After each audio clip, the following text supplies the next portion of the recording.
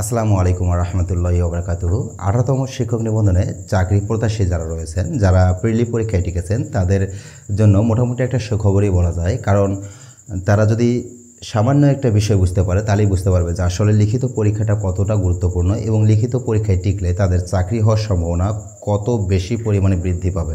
দেখুন, পুরো বিষয়টা ক্লিয়ার করব, তার আগে একটু দেখুন আজকের ভিডিওটা। মূলত যে উপায়ে লিখিত পরীক্ষায় উত্তীর্ণ হলেই আপনি চাকরি নিশ্চিত পাবেন, চলুন সেই উপায়টা একটু জেনে নেই।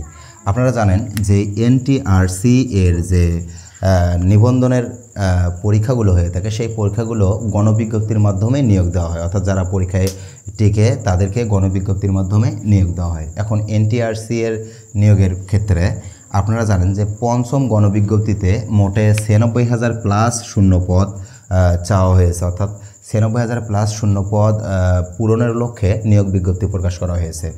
আর এই শূন্য পদ নেওয়া হবে 15, 16 এবং 17তম সার্টিফিকেটধারীদের কাছ থেকে, অর্থাৎ যারা 15, 16 এবং 17তম নিবন্ধনে টিকেছিল তাদেরকেই এখানে নেওয়া হবে। এর আগে যারা টিকেছিল তাদেরকে এখানে আবেদন করার সুযোগ দেওয়া হয়নি। পাশাপাশি 15, 16 এবং 17তমতে যাদের 35 বছর আপ হয়ে গিয়েছে তারাও এখানে আবেদন করতে পারেনি পঞ্চম গণবিজ্ঞপ্তিতে।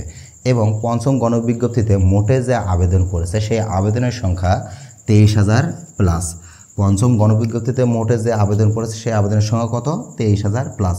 তার মানে আমরা যদি একটু টোটাল বিষয়টা খেয়াল করি, সেটা হচ্ছে 96,000 প্লাস শূন্য পদ রয়েছে এবং এখান থেকে পূরণ হওয়ার সম্ভাবনা সর্বোচ্চ 23,000 প্লাস, অর্থাৎ 23,000 প্লাসের বেশি, মানে 23,000-এর বেশি এখান থেকে পূরণ হওয়া কোনোভাবেই সম্ভব নয়, কারণ শূন্যপদ যতগুলো আবেদন তার থেকেও কম।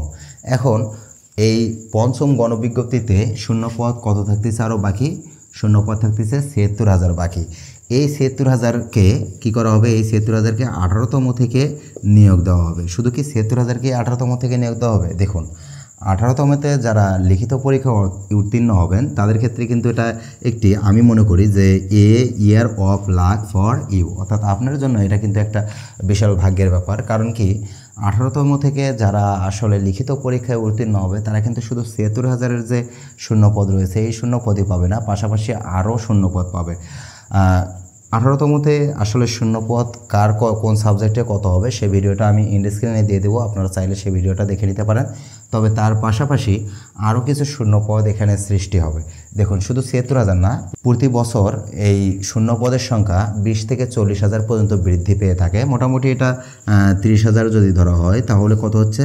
76 আর 30 106, অর্থাৎ এখানে আসতেছে মোটে 1,06,000 শূন্যপদ। তার মানে 18তমতে যারা লিখিত পরীক্ষায় টিকবেন তারা কিন্তু এখানে প্রায় সবাই চাকরি পাবেন। কারণ কি জানেন আপনারা যে 18তমতে মোটামুটি 4 লাখের বেশি পরিমাণ প্রার্থী এখানে টেকানো হয়েছে, প্রায় 35% প্রার্থীকে টেকানো হয়েছে এবং লিখিত পরীক্ষায় কিন্তু এখান থেকে আরও অনেক পরিমাণে বাদ চলে যাবে। আর যারা লিখিত পরীক্ষায় টিকবে তাদের সংখ্যাটা 1,06,000-এর বেশি হওয়ার কথা নয়, বিশেষ করে 1,06,000-এরও কম হওয়ার কথা। কারণ লিখিত পরীক্ষায় টেকার পরে আপনাদের একটা ভাইবা নেওয়া হবে, ভাইবা মোটামুটি এই দুইটা জায়গাতে অনেক পরিমাণে কিন্তু ছাঁটাই হয়ে যাবে। তার মানে যারা লিখিত পরীক্ষায় উত্তীর্ণ হয়ে কোয়ালিফাই করতে পারবে তাদের প্রায় সবারই চাকরি হবে।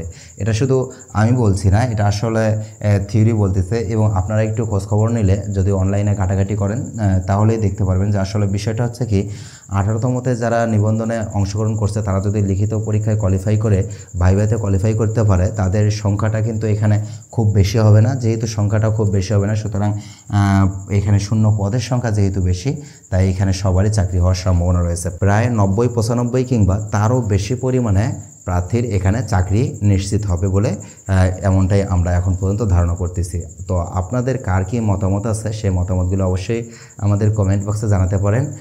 ভিডিওটি যদি ভালো লাগে থাকে তাহলে অবশ্যই একটি লাইক দিয়ে দিবেন। চ্যানেলে নতুন হয়ে থাকলে চ্যানেলটিকে সাবস্ক্রাইব করে পাশে থাকা বেল আইকনটি বাজিয়ে দিবেন।